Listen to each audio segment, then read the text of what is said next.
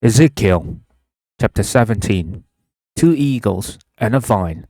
The word of the Lord came to me, Son of man, set forth an allegory and tell it to the Israelites as a parable. Say to them, this is what the sovereign Lord says. A great eagle with powerful wings, long feathers, and full plumage of varied colors came to Lebanon.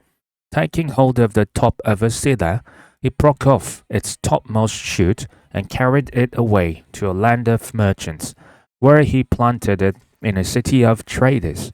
He took one of the seedlings of the land and put it in fertile soil. He planted it like a willow by abundant water, and it sprouted and became a low, spreading vine. Its branches turned toward him, but its roots remained under it. So it became a vine and produced branches and put out leafy boughs. But there was another great eagle with powerful wings and full plumage.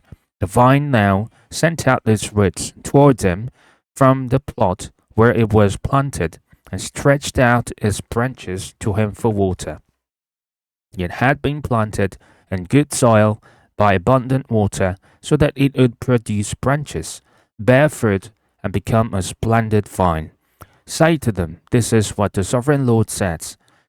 Will it thrive? Will it not be uprooted and stripped of its fruit so that it withers? All its new growth will wither.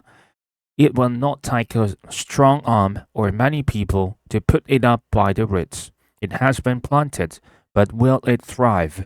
Will it not wither completely when the east wind strikes it? Wither away in the plot where it grew. Then the word of the Lord came to me. Say to this rebellious people, do you not know what these things mean? Say to them, the king of Babylon went to Jerusalem and carried off her king and her nobles, bringing them back with him to Babylon. Then he took a member of a royal family and made a treaty with them. Putting him under oath, he also carried away the leading man of the land, so that the kingdom would be brought low, unable to rise again, surviving only by keeping his treaty. But the king rebelled against him by sending his envoys to Egypt to get horses and a large army. Will he succeed? Will he who does such things escape? Will he break the treaty and yet escape? As surely as I live, declares the sovereign Lord, he shall die in Babylon, in the land of the king who put him on the throne, whose oath he despised and whose treaty he broke. Pharaoh with his mighty army and great horde will be of no help to him in war, when ramps are built and siege works erected to destroy many lives. He despised the oath by breaking the covenant, because he had given his hand in pledge, and yet did all these things. He shall not escape. Therefore, this is what the sovereign Lord says. As surely as I live, I will repay him for despising my oath and breaking my covenant. I will spread my net for him, and he will be caught in my snare. I will bring him to Babylon and execute judgment on him there, because he was unfaithful to me. All his choice troops will fall by the sword, and the survivors will be scattered to the winds. Then you will know that I, the Lord, have spoken. This is what the sovereign Lord says. I myself will take a shoot from the very top of a cedar and plant it. I will break off a tender sprig from its topmost shoots and plant it on a high and lofty mountain. On the mountain heights of Israel I will plant it. It will produce branches and bear fruit and become a splendid cedar. Birds of every kind will nest in it. They will find shelter in the shade of its branches. All the trees of the forest will know that I, the Lord, bring down the tall tree and make the low tree grow tall. I dry up the green tree and make the dry tree flourish. I, the Lord, have spoken, and I will do it. Ezekiel chapter 18. The one whose sins will die. The word of the Lord came to me. what do you people mean by quoting this proverb about the land of Israel? The parents eat sour grapes. The children's teeth are set on edge. As surely as I live, declares the sovereign Lord, you will no longer quote this proverb in Israel, for everyone belongs to me, the parent as well as the child. Both alike belong to me. The one who sins is the one who will die. Suppose there is a righteous man who does what is just and right.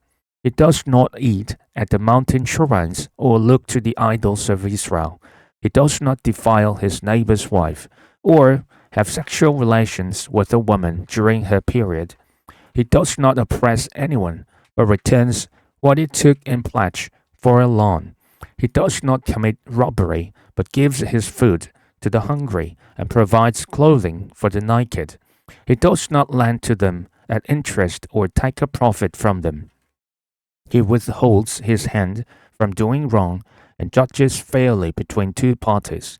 He follows my decrees and faithfully keeps my laws. That man is righteous. He will surely live, declares the sovereign Lord. Suppose he has a violent son who sheds blood or does any of these other things, though the father has done none of them. He eats at the mountain shrines. He defiles his neighbor's wife. He oppresses the poor and needy. He commits robbery. He does not return what he took in pledge. He looks to the idols. He does detestable things. He lends at interest and takes a profit. Will such a man live? He will not. Because he has done all these detestable things, he is to be put to death. His blood will be on his own head. But suppose this son has a son who sees all the sins his father commits, and though he sees them, he does not do such things. He does not eat at the mountain shrines, or look to the idols of Israel. He does not defile his neighbor's wife. He does not oppress anyone, or require a pledge for a loan. He does not commit robbery, but gives his food to the hungry, and provides clothing for the naked. He withholds his hand from mistreating the poor, and takes no interest or profit from them. He keeps my laws and follows my decrees. He will not die for his father's sin. He will surely live, but his father will die for his own sin, because he practiced extortion, robbed his brother, and did what was wrong among his people. Yet you ask, why does the son not share the guilt of his father? Since the son has done what is just and right, and has been careful to keep all my decrees, he will surely live. The one who sins is the one who will die. The child will not share the guilt of the parent, nor will the parent share the guilt of the child. The righteousness of the righteous will be credited to them, and the wickedness of the wicked will be charged against them. But if a wicked person turns away from all the sins they have committed, and keeps all my decrees, and does what is just and right, that person will surely live. They will not die. None of the offenses they have committed will be remembered against them. Because of the righteous things they have done, they will live. Do I take any pleasure in the death of the wicked, declares the sovereign Lord? Rather, am I not pleased when they turn from their ways and live? But if a righteous person turns from their righteousness and commits sins and does the same detestable things the wicked person does, will they live? None of the righteous things that person has done will be remembered, because of the unfaithfulness they are guilty of, and because of the sins they have committed, they will die. Yet you say, the way of the Lord is not just. Hear, you Israelites. Is my way unjust?